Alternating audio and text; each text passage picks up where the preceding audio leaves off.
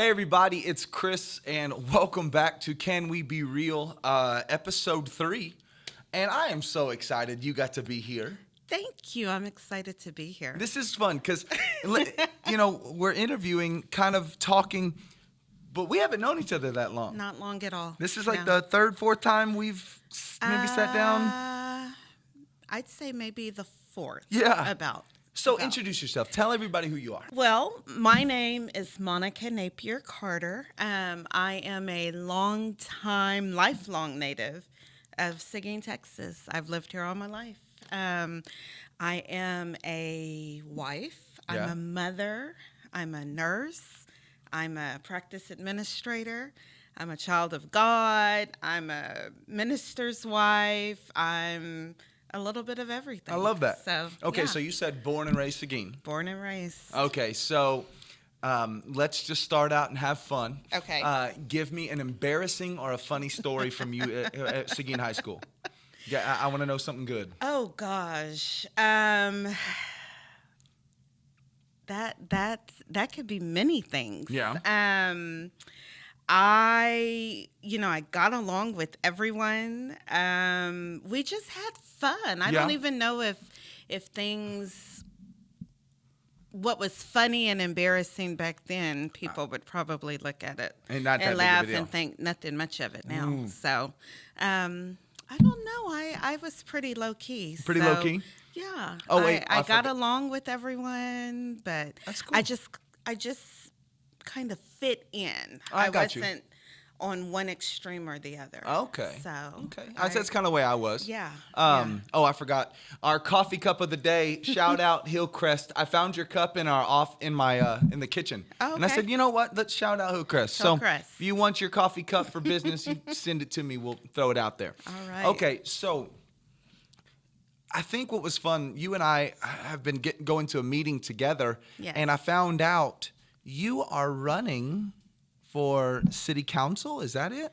I am. I'm running for Seguin City Council District 6. Okay, so tell me how that happens. Like, did someone say you should, or you were like, you know what I want to do? Like, how does that come up? You know what? It's one of those things I absolutely never, ever, ever thought about. Yeah. Considered. I had people come to me and say, you know what? Oh, really? You should do that. Oh, my gosh, you would be good at that. So it wasn't something you sought out. They brought it to you. Absolutely not. Okay. Absolutely not. Some people saw something in me that I truly, honestly never saw in myself. That's pretty cool. Yeah. So, okay, now be honest. When they asked you, did you know everything city council kind of did? Or was that you were like, wait, hold on, cool. Now let me look into it. Or did you already have kind of an idea of what? I had a general idea, but it's nothing that I ever really looked into. Wasn't on your radar? It wasn't. When I tell you, I literally had a few people come to me and I laughed it off. I truly, honestly was like, yeah, whatever. Didn't pay any attention to it. And it kept coming, and I thought, are they getting together and trying to... They're like, hey, okay, this is our plan. You go to her, then you go to her. I didn't know. And I just kept thinking, no, I'm not interested in that. And then when I'd walk away, I'd think, well, why is everyone saying this to me? Let me look at it. And what I realized with city council government, a prereq for me to being city council is not necessarily having all the answers, not having the background, but just being a giver and wanting to volunteer, because it truly is volunteering your time and your energy and your effort. And so I'm naturally that person. That's part of who I am. That's pretty cool. I give of my time. I love helping people. Yeah. I love talking to people. I love getting to know people. And I always want to help the people that need it most, that know they need it. Okay. But more importantly, that don't realize they need it. And so when I decided to look into it a little more and really think about it and talk to the people that I trust and believe would help guide me in the right direction, being my husband, my closest friends, my family, God. It Wow. just made sense, and I So, took a leap. I got to ask you then, because, you know, the moment I found out that you were going for it, I was like, man, that would be interesting. And then I began to think about, when I think of city council, Yeah, most of the time anybody ever sees city council is when something bad happens. exactly. Like when there's arguments, or when people are coming to yell at city council, Yes. or there's crooked city council members with an Yes. agenda. Yes. Okay. So why in the world would you want to do something that nobody wants to do unless they have I'm not saying this is truth. Right. But this is just perceived, what people think. Why would you want to do something when everybody's like either crooked or has a motive, or just don't care, or doesn't want change, or just never thinks about it? Why would you want to go into such a disputable realm? Good question, Chris. Well, I think a lot of that is because we're really not educated as to what the council really does, especially good. on our local level. Yeah. And again, I don't pretend to go into it knowing it all. I'm sure Yeah. I'm going to get in there and maybe I'm saying I'm going to get in there like it's already done. So Hey, girl, let me speak back that up. faith, girl. Speak it, girl. If I am fortunate There you enough go. to be the next councilwoman for District 6, I plan to just get in there and learn, educate myself, but be able to educate others. Yeah. You know, we all have complaints about what's wrong with Seguin. Mm-hmm. And there's so many things that are right. You know, No we doubt. wouldn't be here if it wasn't a No. good place to be. You and I were talking about that earlier.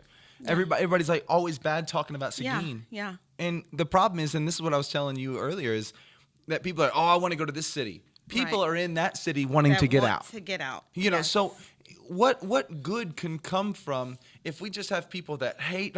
What happens when someone like you truly loves Seguin and says, hey, let me just go be the best that I can be? And so I like that. Well, I mean, I think all we can do is go and try to influence the people that are willing to listen and willing to help make the changes that need to be made. Yeah. For me, you know, 20 years ago, I was considered to be a younger person, just like you were and everyone else. And I'm slowly creeping into that other age group where now I'm having to think about what the future of my city means. I'm thinking huge. about it differently now than I was 20 years ago, 30 years ago. 30 years ago, I wasn't even thinking about it. No, yeah. But now I'm really having to look at, oh my gosh, if we don't make some changes or get involved, what's going to happen when everyone that's been vested in our community slowly start weaning out? That's full circle. Yeah. And so why not me? Why not you? Why That's a not great question. whoever else wants to get involved? And so I really want to focus more on the younger generation. That's and, my heart, and girl. That's my heart. how we can get them involved and personally vested Okay. in our community. But why do you think the next generation is so important when most of the time when the next generation's talked about, it's a lot of times in a negative tone? It's, oh, these kids these days, this generation these days. Well, because we were once Hey, those kids those yes, days. I mean, yes. I can remember hearing my grandparents talk about, well, these kids these days. Yeah. And now I'm kind of thinking, oh my gosh, these kids these days. And so instead of just saying that and moving on and not putting something into it, Yeah. why not say these kids these days need Love that. a few of us to kind True. of help encourage them and push them Love it. to, be that next generation of I have a greatness. rule. You're not allowed to complain about the next generation unless you're willing to actually put your time into the love next that. generation. I love And- that. Because it's easy. Yeah. It costs me nothing. I got no skin in the game if I'm Yeah. just complaining about it. Exactly. Right? I think about my time at the alternative school. I wouldn't trade that for the world. You shouldn't. I mean, that right there, I've still got those kids that will call me. They're grown adults now. Yeah. Got kids, but I still know a lot of them in school. And I'm like, man, a lot of these kids, they just need someone to believe in them. They do. And imagine if they wouldn't have had you. Oh. Like, imagine. Yeah. Sometimes, and that's the thing with our children, most children, you know, more children than we realize, I should say, have no good examples. Mm-mm. And it's not until they go to school. Yeah. Or go to church, or Yeah. go to the activity center, which yep. we no longer have, or I didn't even know that. whatever else. Wow. There's such a lack of positive influence in Yeah. some of these children's lives, and so we just kind of cast them out, throw them away, forecast their future based off how they walk, how they talk, Yeah. what they say, what they don't say. And, you know, you made a difference. Like you said, so many of those kids still call you. Yeah. Something you said, something you did brought you down to their level and made you feel approachable. Yeah. And that's the beauty of people that want to do that type of work. It's not the easy work, No, but it's not. the most important work. It's very hard because you're not doing something for fruit that's going to happen tomorrow. Absolutely not. I had a boy that I was working with for forever, talking about, I said, you show me your friends, I'll show you your future. You know, that just old, and I was just hitting him with this, and I was like, man, you're better. And he came and saw me, and he's like, Coach, I need to talk to you. And I was like, what's going on? It was a Monday. And he closed the door crying. And I was like, what's going on? What's going on? And he hugged me, and I was like, thanks, man, but what's going on? Yeah. And he said, I should be dead today. And I was like, Wow. Okay, you know. And he goes, no, listen. And so I stopped. He said, Friday when I left school, 3 of my friends said, let's go to chill in Houston, because they were going to go get some stuff. They were going to go to Houston, go get some stuff. Okay. He's in the car, and he remembers. He's looking at them, and he goes, well, Coach Larson think I was good hanging out with these dudes? He gets out of the car. Follow me. They get in a wreck in Houston, and all 3 die. Oh, wow. Yeah. And he's like, Coach, that should have been me. Should have been me. And if working at the alternative school was just for that, Right. now I have seeds and fruit of his great-grandchildren. That's right. Like That's that right. family line is going to continue through him. Because and of that's something worth you it. said. Yes. That's worth it. Yes. Who are some people that poured into your life? Oh, you know, my foundation runs very deep. I came from a very strong, connected family. I had my mother's side of the family that I was very, very close to. I had my dad's side of the family that I was very close to. So I was fortunate. I was fortunate to grow up in a 2-parent home, which is huge. Huge. Can we stop there real fast? I want to talk to you about that. Yes. That's not a bad thing to say. It's not. That's not a bad thing to say. It's there is so much power. Do I believe a single mom can do it and has to do it many times? Oh, yes. But there's something about the way family was designed that a father brings. There's things my wife brings I can't bring. Right. And there's things that I can bring my wife can't bring. Yeah. That's huge. It That's is huge. But, you know, when you're growing up in that, you don't always recognize that. No. Until later. No, you ain't recognize that. I can remember, so the roles in our house were very different. Okay. My father was a firefighter for the city of San Antonio. Okay. And he worked for the fire department 35 years maybe before he retired. And my mother worked for Continental, which before that was Motorola, which is now something with a V. I can't even pronounce it. Yeah, I can't even pronounce it. I was like, that's right. That's old Continental. Yeah. So, you know, my dad was my mom's first boyfriend. No way. They dated 3 months when he proposed, kind of like you and your wife. Yes, And, exactly. you know, my dad was all my mother knew. And Wow. she loved him and adored him to the day she passed. Mm. So growing up in our home, they were very, very different. My dad was, you know, structure was important, discipline was important. Mm-hmm. All of those things were important. I bet. And with my mother, those were important, and she allowed him to lead that side of things.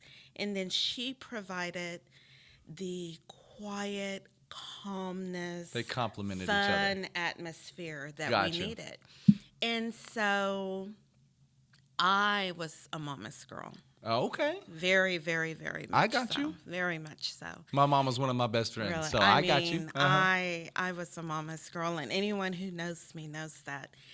My dad was, I can remember we would maybe be sitting at the dinner table, and I would talk, and if I would mispronounce a word, that could easily turn into a 30-minute lecture. Quit. Easily. Easily. And I just used to think, oh my gosh, please be quiet. What, you know? Yeah. And I can remember him saying, you don't understand now, but one day you will. You've got to carry yourself in a certain way. See, he was prepared. People will look at you Yeah. and think different of you just for the way you speak, No doubt.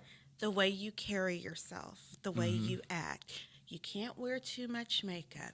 You can't wear different colors in your hair. You can't wear clothes that are too little. You can't. I just thought, be quiet. And I never understood. I didn't tell him that. I know, thought but to let's be real. myself, I know you didn't say that. Oh my gosh, be quiet, Yeah. please.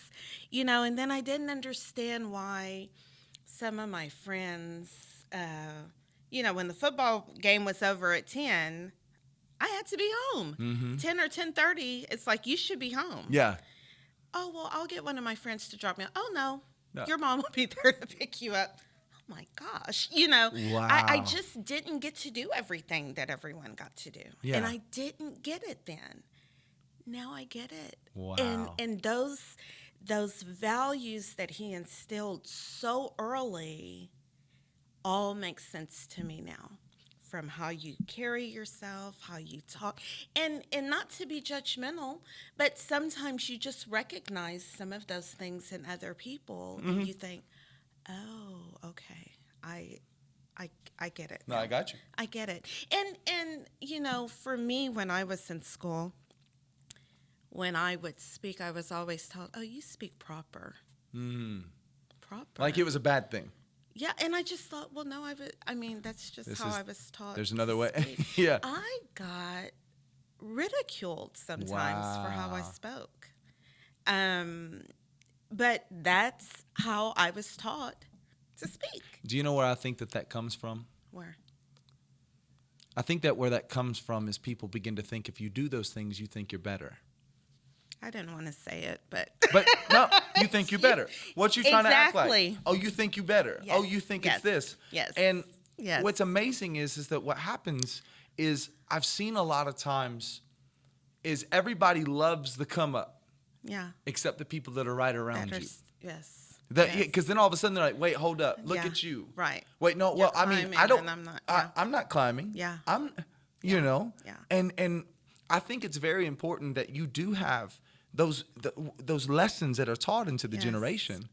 So let me ask you, seeing how important that was for you being raised and taught, what do you think some of the biggest struggles right now for the young people in our city or in, you know, as a generation that they face right now? I think one of the biggest struggles our generation is seeing is just the lack of value that we have in family. I think it all starts with family. 100%. You know, and I think we put so much pressure and obligation on teachers and everyone else, because really schools have somewhat become a daycare. Oh, yes. More so than really a place that kids are supposed to go and learn. Yes. A lot of my, and I'm jumping ahead, so let me back up. No, you're fine. The values of family, whatever that means to your family. Frankly, did we as a people, as a society, do better when we had that two-parent household? Absolutely. I really don't think we can disagree with that. No. Now, have I seen people do it on their own? Yes. No doubt. And thank God they did. No doubt. Is it harder? Very much so. Absolutely. Absolutely. And I think that what you said is so important, because saying that is the designed best way isn't saying people that are having to do it by themselves for facts, not their own fault. Right.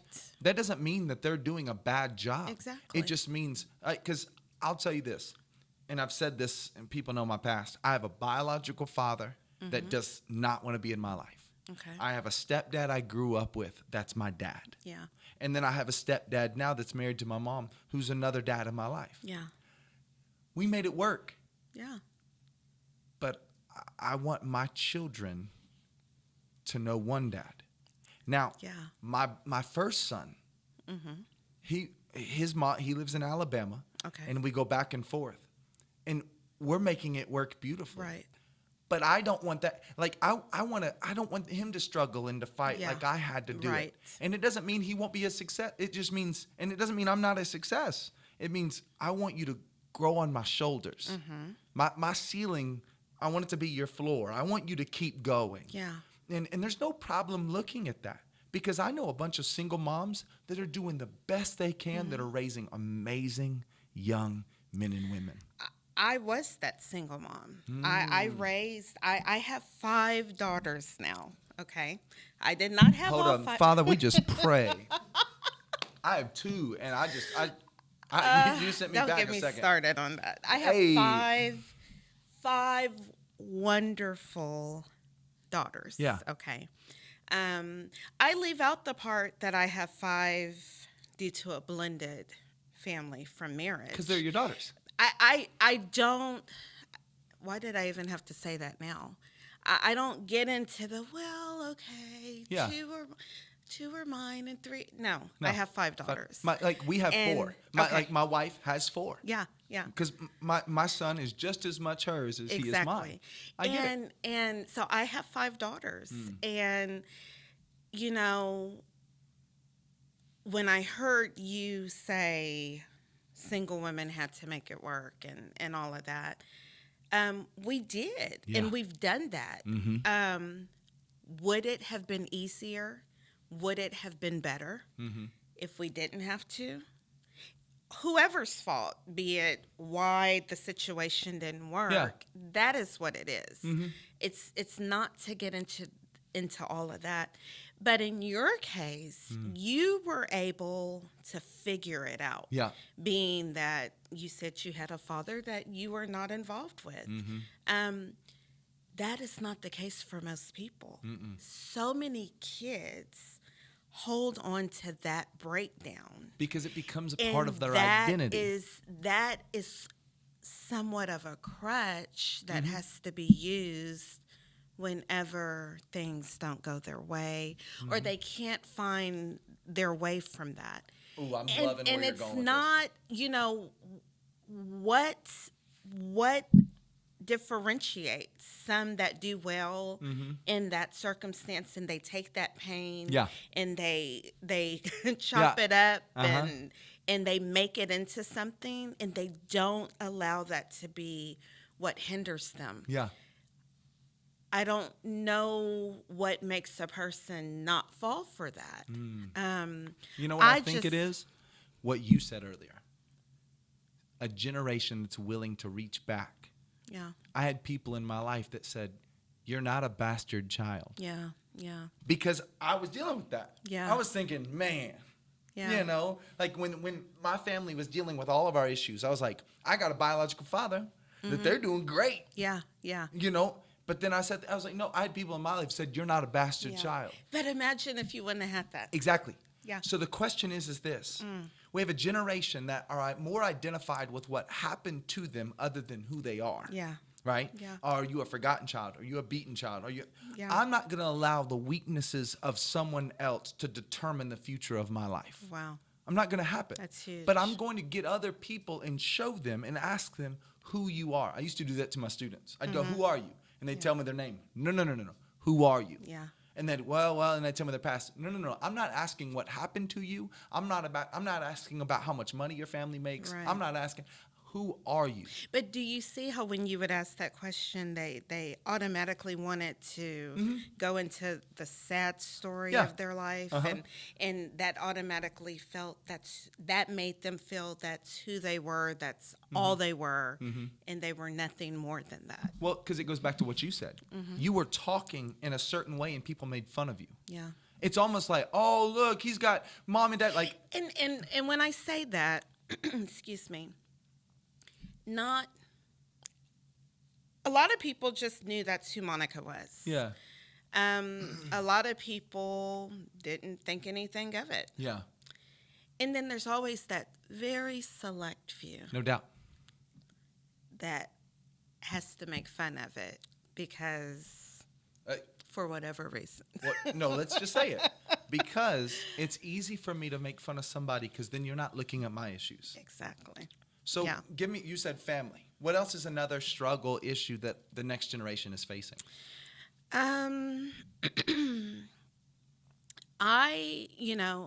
Anyone who looks at this video can see I'm a woman, but I'm a woman of color. I'm a black woman. Yes, you are.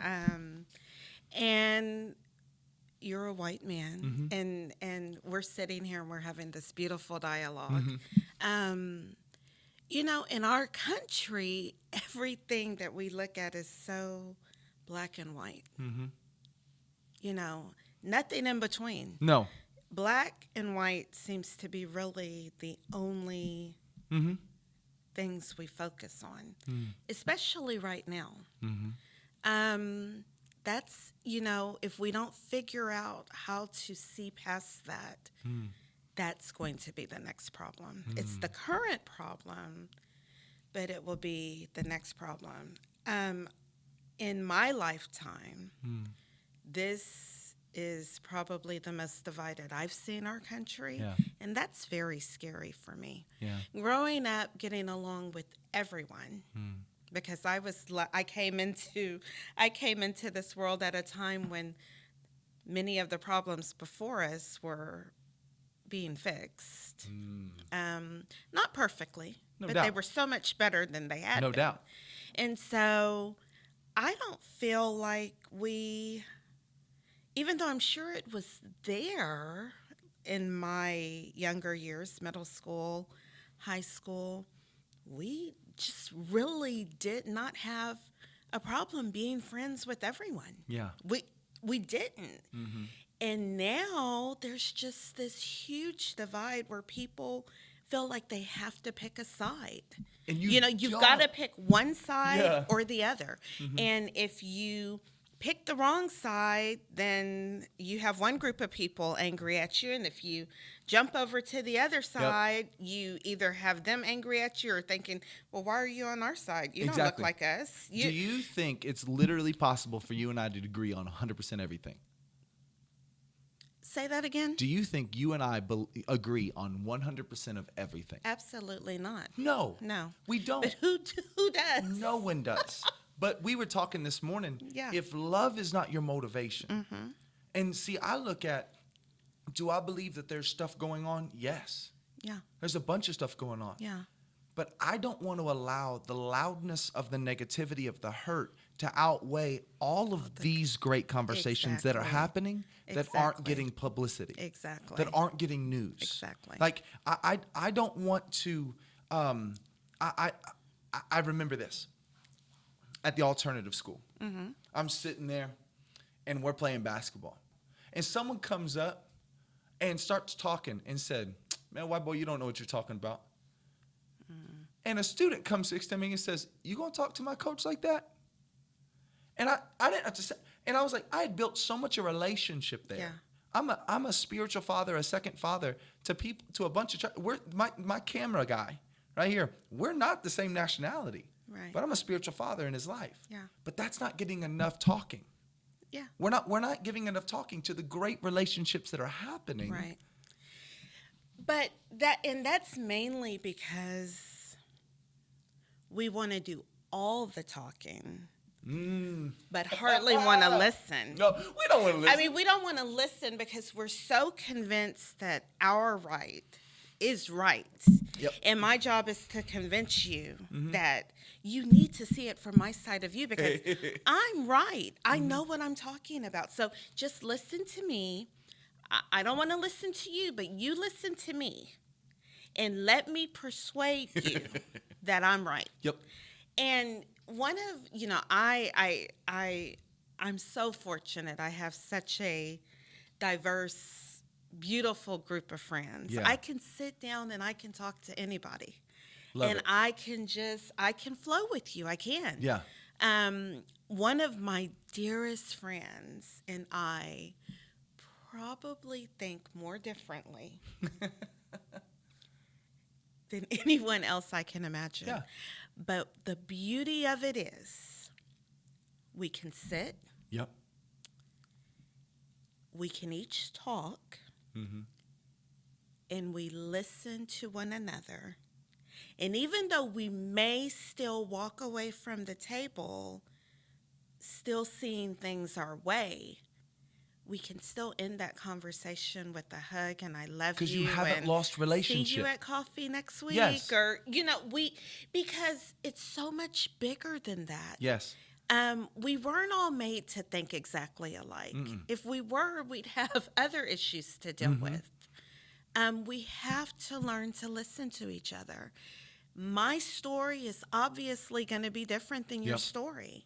My truth is going to be different than your truth. I will deal with things that you may never, ever, ever as a man have to deal with. As a white man, you may never have to deal with. But it's still, it does not mean that I have to dislike you. No. Because I'm who I am and you are who you are. Yeah. I work for a doctor's office here in Seguin, Dr. Jennifer Hennessy. She's a fabulous ENT. Dr. Jennifer Hennessy, yes, shout out. She's been here I've worked with her since day one, 15 years. And we have a beautiful relationship, and I'm a nurse, but I'm her practice administrator. And I have dealt with so many things just within that practice and just being having the position I have. No doubt. Some of the things I've seen. One of the things that stand out to me is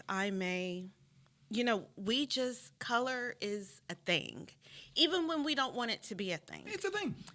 I can be on a phone call and I can schedule a meeting and the person walks in, I'm here to see Mrs. Carter today, and they'll call me in my office and I'll come out and, you're Miss Carter? Yes, we spoke. How can I, okay, great.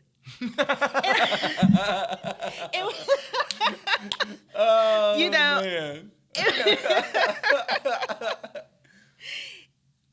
And we can laugh about it, but in my office we already know I'm not who and what they expect. I didn't think, okay.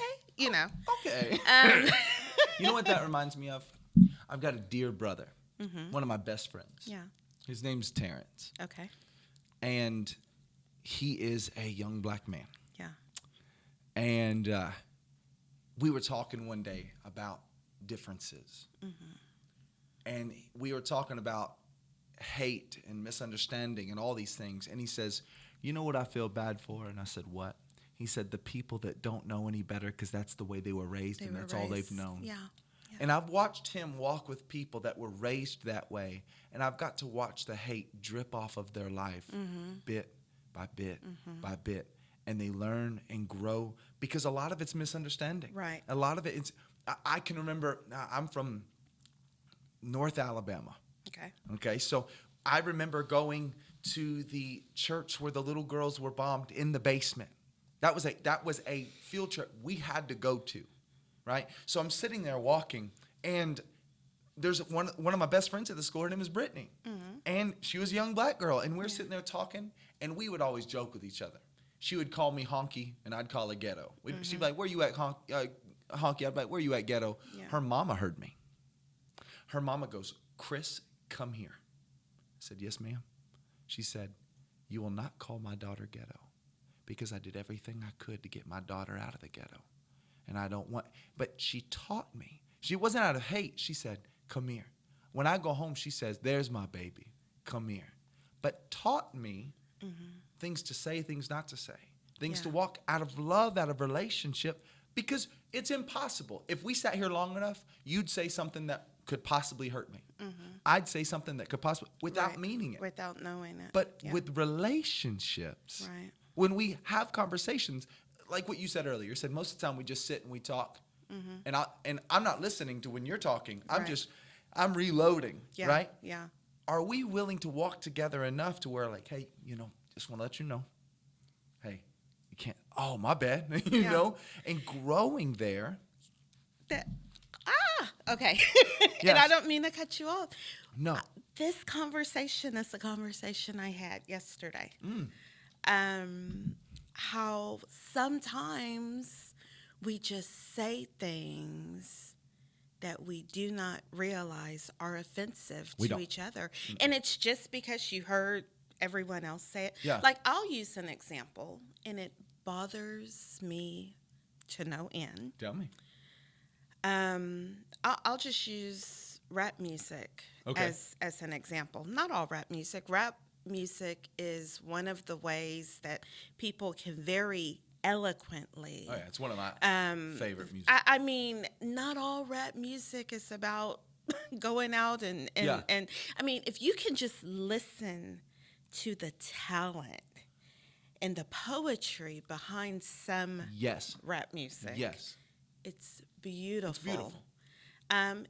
And with that being said, there's a whole other side that is just not appropriate. It's not really what we should want to stand for, or maybe teach the next generation to stand for.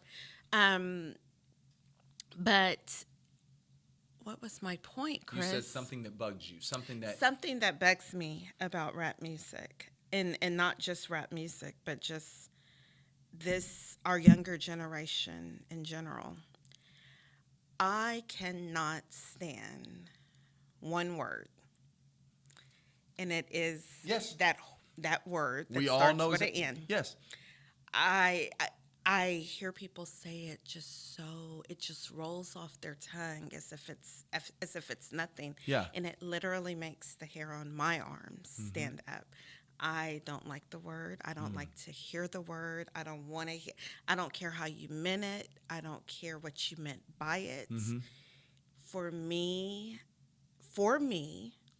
it's a word that was built from hate and pain and made to make a certain demographic of people feel belittled. That's what that word means to me. And you have other people that say it's a way to express ourselves and da-da-da-da-da-da-da-da. Okay, but how can you be angry? So it's okay for you to say it to someone else that looks like you, but someone that you're totally cool with and comfortable with can say it, and then you're like, oh, well, you can't say that. Like I have an issue with that, with some of our younger generation. I get it. I do. Not everyone does. Yeah. Well, I used to sit at the alternative school, and there was a teacher there that was forced to drink from different water fountains as a little girl. Called that name. Yeah. And kids would say it, and I'd go, "Hey, Miss So-and-so, come here real quick. What do you think of this word? Go ahead and tell her." They're like, "No, we ain't telling her." No, you were all about it. Yeah. And I was like, to her, it means something totally different. So you need to be very careful. But see, that even goes back to what we were talking about before of our identity. Yes. Our identity. Yeah. And that's so important for this next generation to know that the struggles that you're going through don't always have to be your identity. No, they don't. And I don't need to hand them over. Like, that would be like saying, you know what? My biological father, I learned a lot of things from him not being. So you know what I'm going to do? I'm going to abandon my children because I want them to learn the same thing. Right. How stupid does that sound? Totally. But we do that. Right. We do that, and we're like, well, I want them to learn it. I want my kids to learn to work, but I never want them to go hungry in the process. Exactly. You know, we grew up with the struggle. Yeah. You know, we grew up in the struggle. There was a lot of times to where you just had to eat what you could find. And you know, my mom did the best she could. Yeah. I want my kids to learn the lessons I learned through that.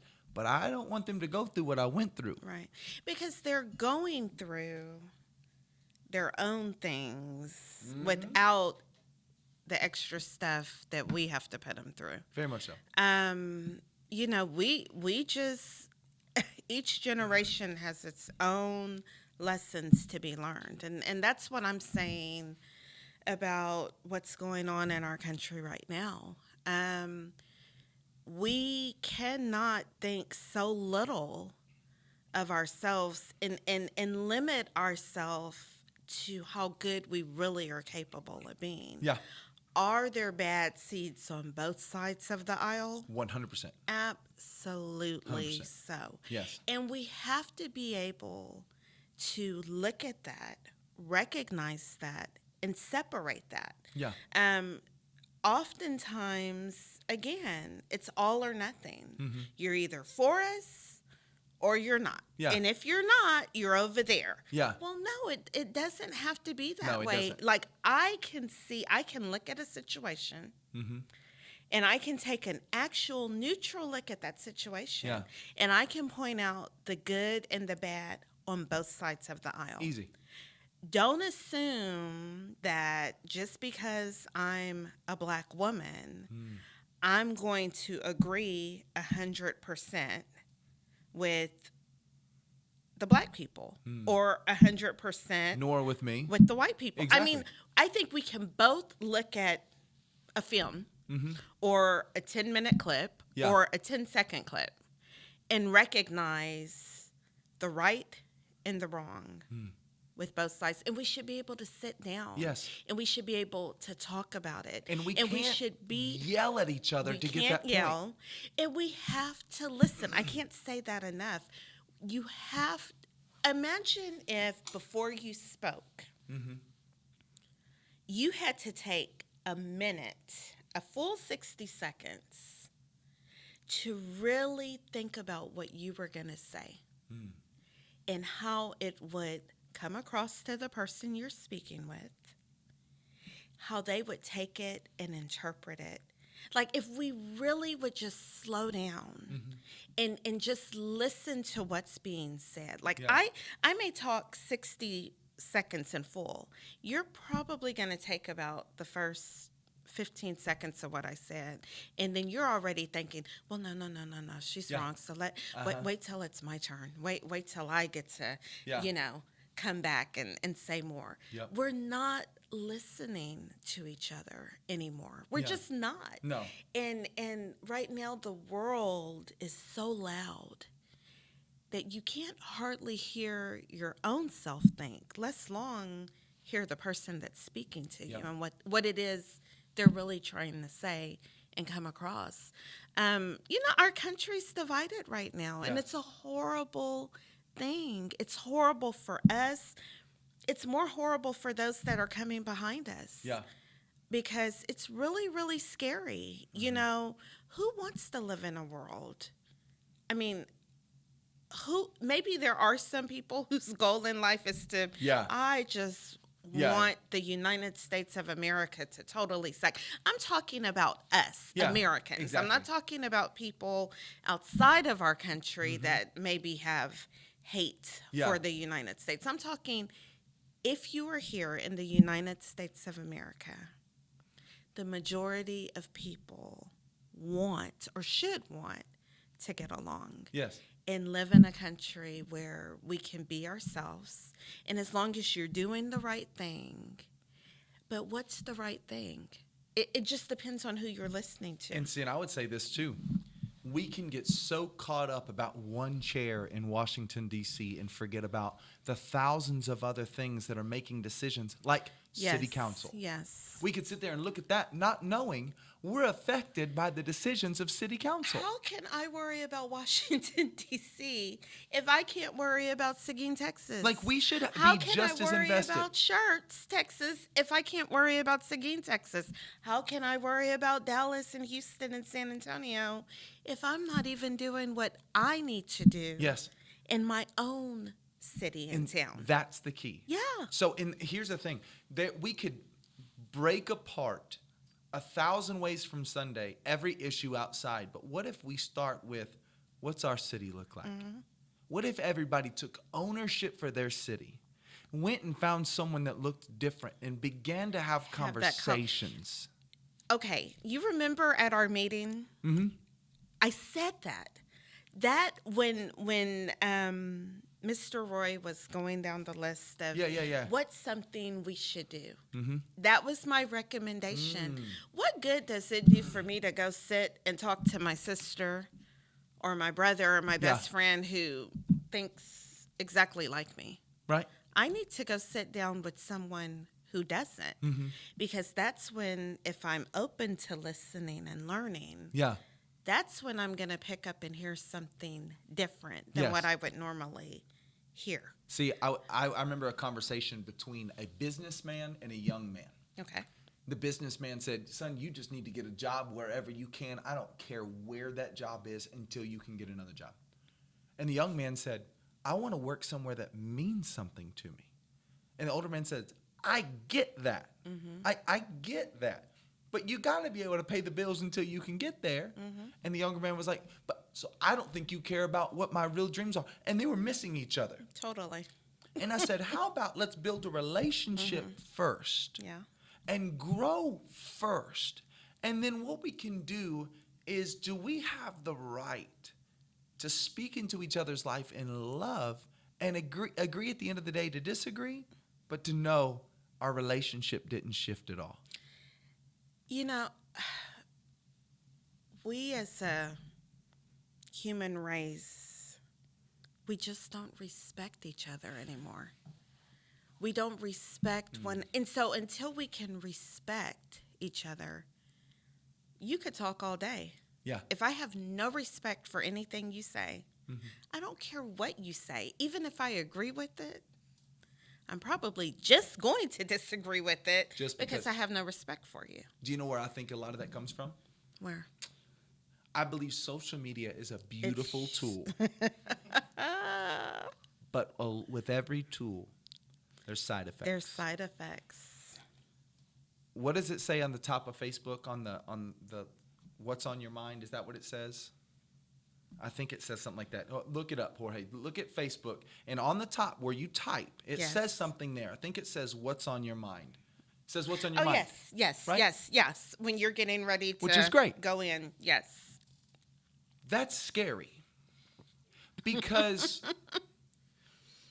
just because something's on my mind doesn't mean I need to say it. Doesn't mean you need to say it. Do you know some of the stupid things that have gone through my mind? Right?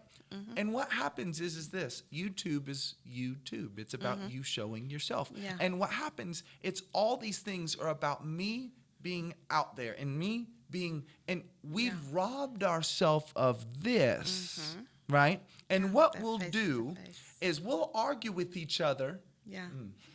We'll argue with each other in the comments on Facebook, but then walk by each other in HEB. Yes. We ain't going to sit down and talk. No. You know what? I'm just going to so-and-so and so-and-so. Right. all you're doing is giving popcorn for people to eat. Oh, Like, yeah, I don't know sit what back this and yeah, watch. like literally sit. It's a soap opera, and Yes. you're waiting to see. Yes. And that is what has happened. I Yes. mean, and when I said the basic respect factor has been removed, a lot of it has to do with how comfortable social media is for people to be able to get online. Throw out there whatever. And I'm talking people that you don't even know. Yeah. That's friends with a friend of a friend of a friend that shared something.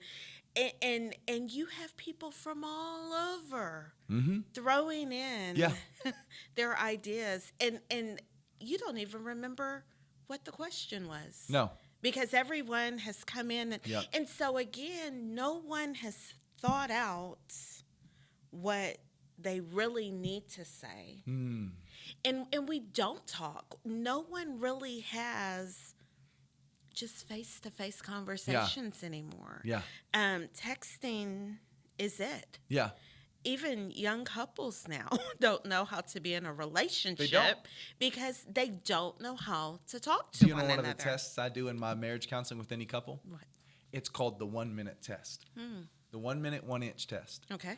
I sit them nose to nose 1 inch away and see how long they can stare at each other and just sit there. Wow. And they're like, this is awkward. Why?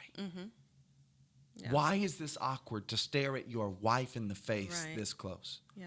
Well, it's just weird. This is a skill that is diminishable. To actually care about what people have to say. And the scary part is this.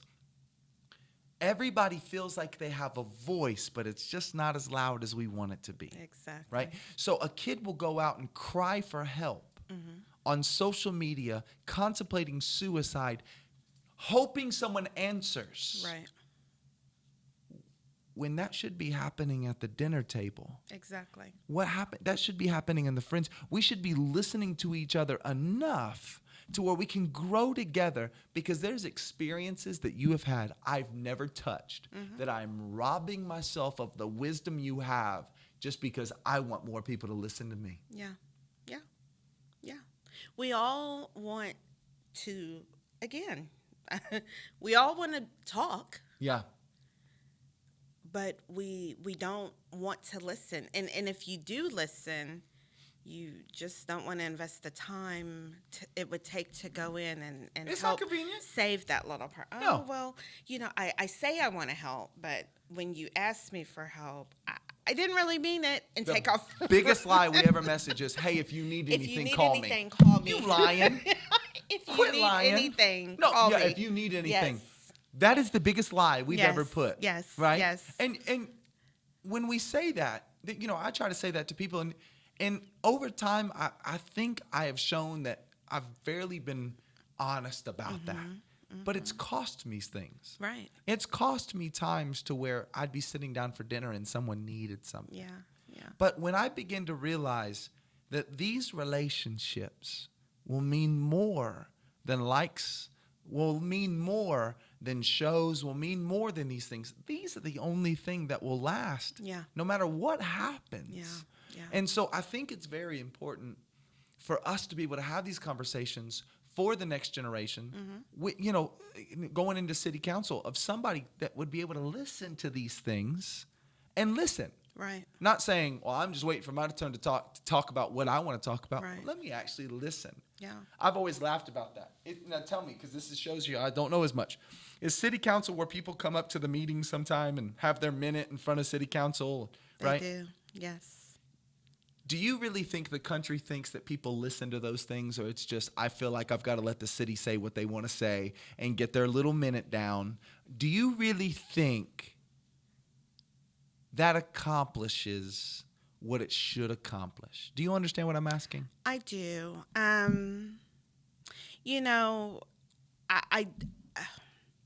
It's one of the freedoms a person has, and that's the beauty of the country we live in, that we have the right to speak and say what's on our mind.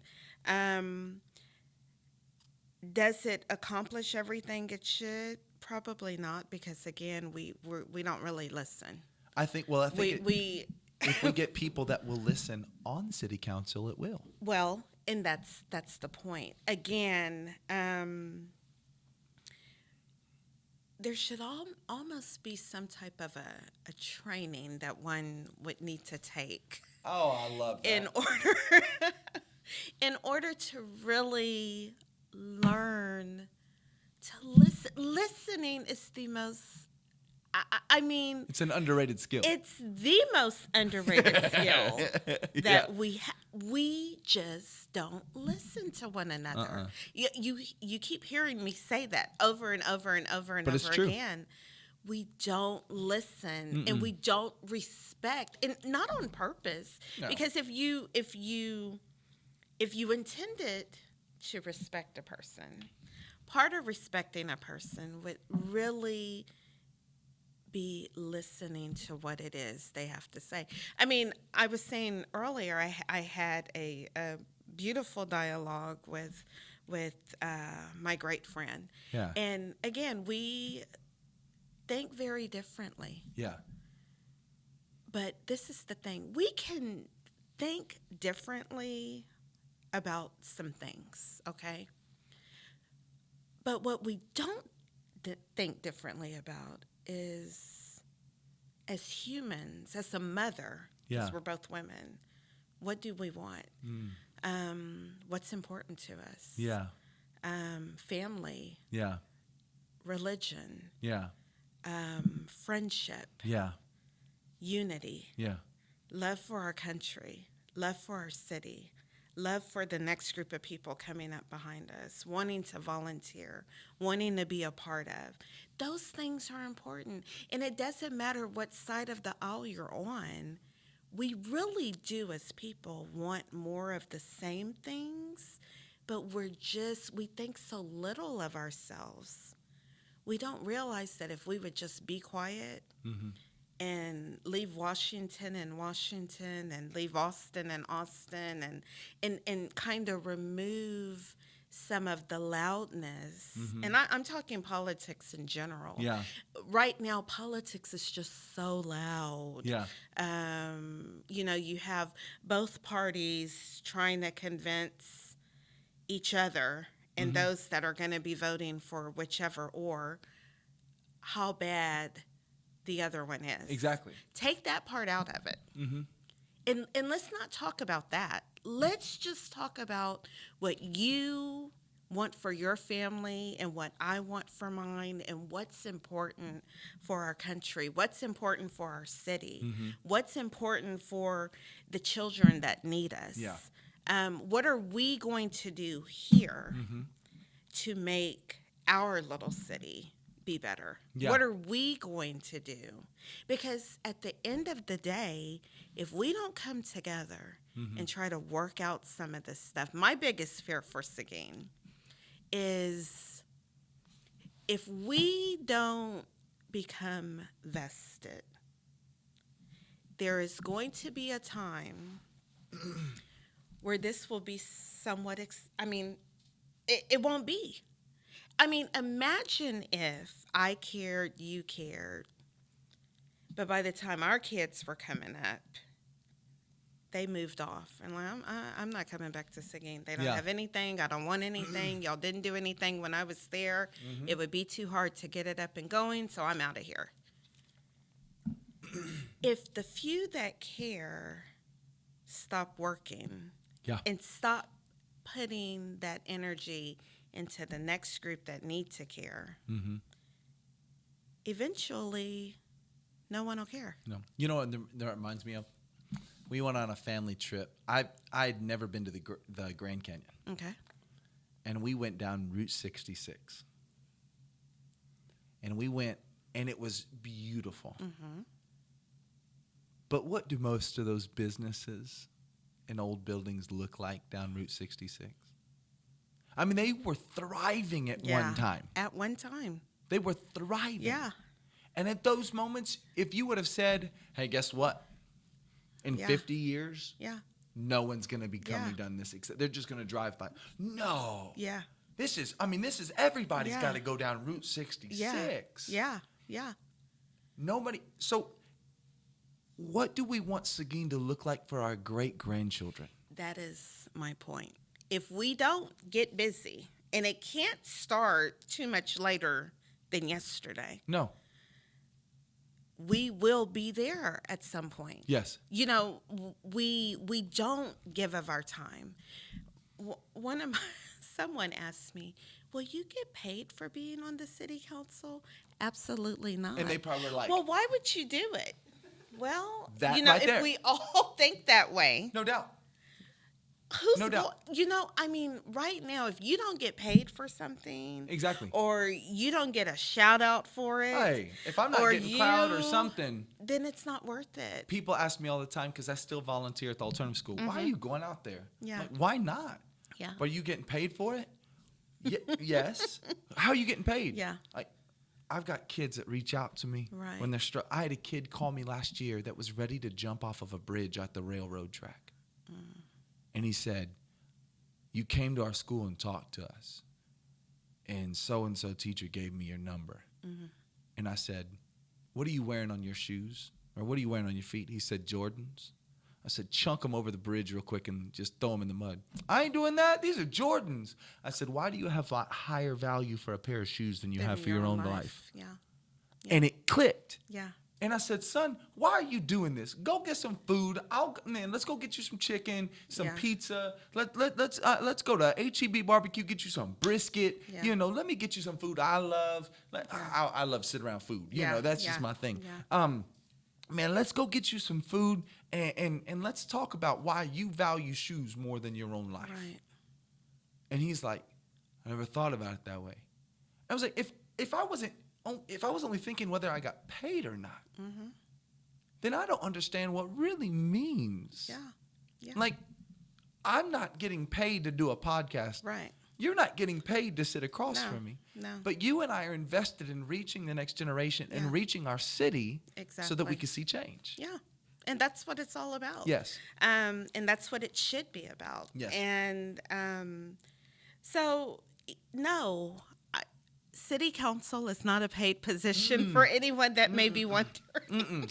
It is volunteering of your time in order to invest That's why it's in called your a public community servant. service. Yes.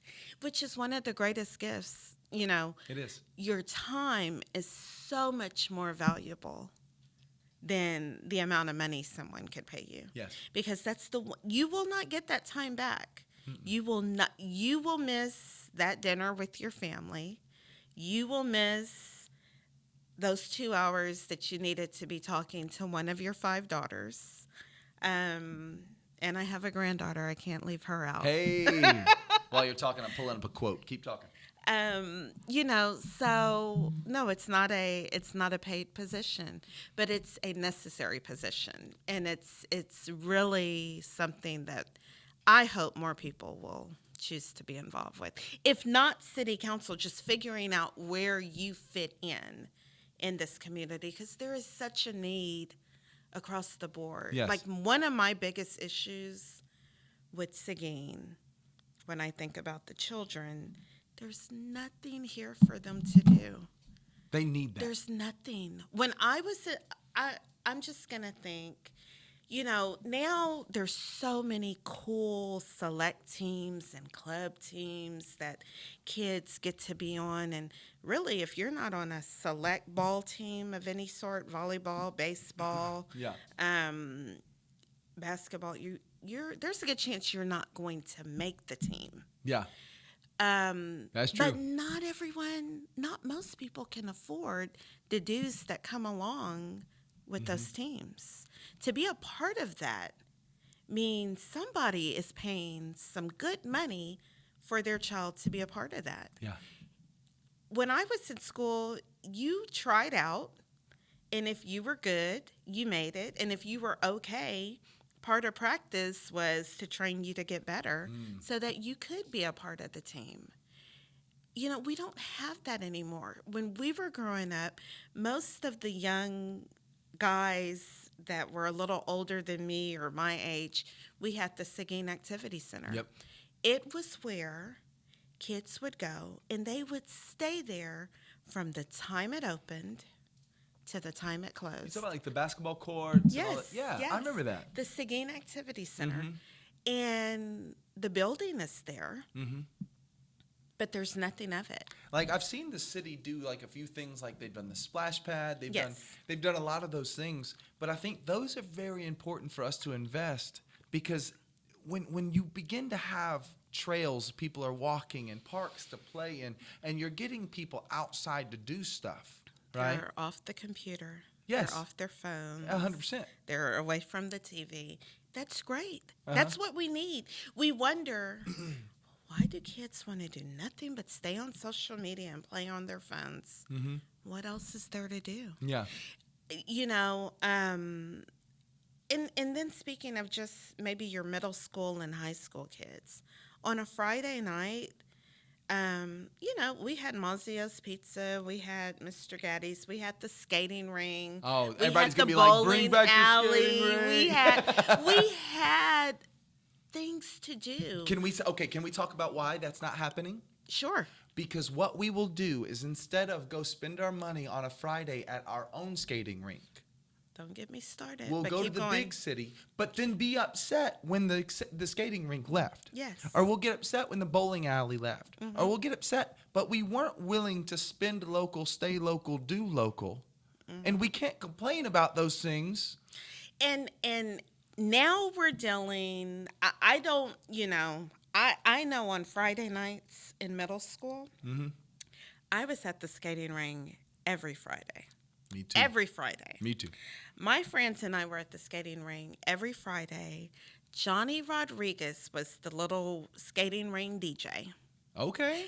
And I remember that Okay. because it was just a part of what we did. And it's where we went, and it was safe, and your parents could drop you off at 6:45 or 7. And, you know, I think it closed at 11. Monica Napier always had to be picked up by 10:45. But anyway. I still got to go, and I still got to have a good time. And, you know, it was something we had. Kids here, I mean, I'll ask you, what is there for anyone from, we'll use high school, 9th to 12th grade, what can they do on a Friday night here if it's not football season? Go skating. Where? at the skateboarding. Okay. Basketball courts. On a Friday night. Yeah, the lights are on. Okay. But there's not much more. Okay. But that's just reality. Yeah. So I want so bad, and I don't know how to do this. I want a place that would cover parents taking their kids, their young kids. So what are the ages of your children? So my oldest son's 15. Okay. 12-year-old girl, 10-year-old girl, and 3-year-old chunk of meat. Okay. Boy. So the 15-year-old probably doesn't really want to hang out with you and your wife. And the younger one, right? It depends, yeah. Like, not totally. Yeah. Like, he's at that age where Wants to chill with his friends.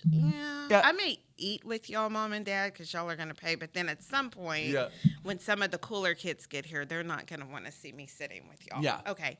So, I just see, I'm just going to use 5 Courts Mall as an example of the size and the parking and all of that. So 5 Courts Mall used to be full. You know, there used to be, it was built and there was a store. Every little nook of it had something. Well, now, other than, I think there's a Burke's, there's the little cranny, the thrift shop, there's Burke's. Tuesday morning is closed. There's the pet store. There's Office Depot, Planet Fitness. So let's not take away what's there, but let's focus on what's not there. There was Bell's. Before that, there was a store called Wiener's. No way. I worked at Wiener's when I was a kid, but it was a clothing store. Okay. And to the left of Wiener's, there was a little post office. and it was all in that 5 Courts Mall. There's nothing there. No. There's nothing there. Space. Space and plenty of parking. Yeah. Like, why can't that be some type of a activity center of some sort where you could go on a Friday evening? You could take the younger ones to the arcade or laser tag or whatever younger ones like to do. There could be a food court where the high school kids could kind of hang out and either go to the pizza bar or the burger joint or whatever, and whatever other little areas would be there. And then maybe a skating ring to the far, like just a one-stop shop. Yeah. Like a Main Event or a Dave & Buster's or something like that. And you know what? I'll say this because I already hear it. Yes. Well, we're in Seguin, okay? Tell me where ZDTs did not thrive in Seguin. Everybody at ZDTs, they were like, why are they going here? And they've done nothing but grow. Because we are invested in ZDTs. Right. They prove it can be done. It can be done. It can be done. It can be done. It can be done. But for some reason, our mentality is sometimes just so, look at all the money we throw into, I'll just use New Braunfels as an example. It used to be that you'd say, well, New Braunfels is only 15 minutes up the highway, so we'll go there. I'm talking for everything. Yeah. You can't even shop here anymore because there's nothing left. I mean, all we had was Bells, and now it's gone. Went to go get some brown dress shoes. Could not get any anywhere in town. No. And see, what I think is, and do you know why I think that this is the issue? Why? Because it's a lot easier to complain because it doesn't cost me anything. And I don't actually have to be a part of the change. Right. Like, everybody's like, well, we need Chick-fil-A here. Okay. Support Rusty Rooster. Support all these other ones. Go out there and eat these places. Put your money in Seguin. Come and shop Seguin. Come shop local. Yeah. If you want those places, because these businesses you want are looking at those numbers of what businesses come, what businesses die. Yeah. And I want that for my children. Right. I want that growth for my children, a place. Jorge and I have children that are around the same age. I want them to be excited about staying in Seguin. And that is part of what I want. I mean, when I first started thinking of my platform, it really kept centering around that. Yeah. Like you said, Route 66, there was a time that it was thriving. Yep. But who, and I'm not talking about us, but again, our children's children, what is it going to take for Seguin to be where a person wants to choose to make home? We've got to put our time and energy into building our city up. I agree. Something that we can be proud of. One of the ways that I think, I'll use this wall for an example. There's a brick background here. If you were a part of placing the brick and grouting the brick and doing everything to build this wall, you would be more vested in it than if you did not. Meaning, if someone walked in here with a magic marker and started coloring all over it. Did you pay for that? You better leave that alone. But if you helped, if you were the one that put maybe 10 of these bricks in here, you would have known the time, the effort, and the sweat that it took to do that. You'd be a little more vested in it. I like that. We've got to be involved in the things. A lot of reasons why it's so hard to get things going here is cost. Everything is expensive, and we know that. But what if and again, I don't know who owns the Five Courts Mall. Yeah. I don't know who owns the activity center. So I'm just talking. Ain't I nothing wrong don't with know, dreaming. but the point is, I want to learn so that I can help other people understand. Well, this is why it's so hard to bring businesses. This is one of the reasons why we can't do this with this center. Do you know why I think that's important that you're asking those questions? Why? Do you know the warehouse downtown? Yes. You remember what that used to look like? Yes. Yes, I do. And now it looks like that, and everybody's like, "Oh my gosh!" Yeah. It just takes Yeah. like the good friends of mine that run Court Street Coffee. Shout out Court Street Coffee. Yeah. They've moved there, and then Court Street Coffee was down there, but then Seguin Coffee Company. Mm-hmm. They called those girls crazy. You can't even get in You line. are in Yeah. the road Yeah. if you want coffee. Nobody wanted to give them a loan. Can't get in line. And they were like, these young girls, Yeah. now they are an integral part of downtown life. Exactly. They are part of it. Yeah. Yeah. So let me ask you as we finish.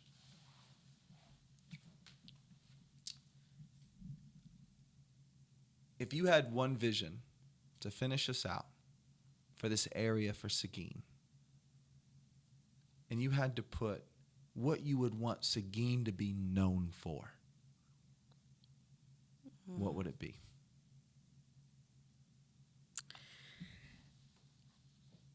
I would want Seguin to be known for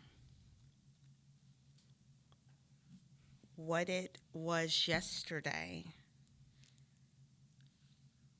but what it is tomorrow. I want it to be known for a place where we really did come together That's cool. and work together Yeah. and figure out how to make it what we know it's capable of being. Because it can be there. It can be done. I just think for whatever reason we've stopped dreaming and we've stopped envisioning and we've stopped hoping. Yep. But you have to pump that belief You do. into others. You've got to do it. Yeah. I've got to do it. Everybody's got to do it. And Yeah. we have to be givers of our time. That's good. The money's not always here, so it's going to take some volunteering. It's going to take It is. some prayers, and it's going to take much effort. And it's going to take being knocked down, but not staying down just because someone else didn't see it.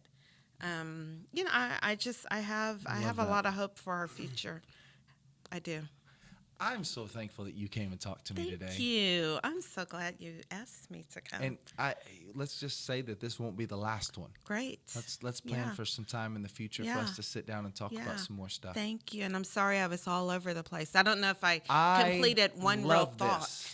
I love this because you gave me a lot to think about. You gave me, and it was fun to just talk. Yeah. But it was also for me to learn my friend Monica. Well, thank you. I appreciate you. I appreciate you having me. Yes, ma'am. Hey, thank you guys so much.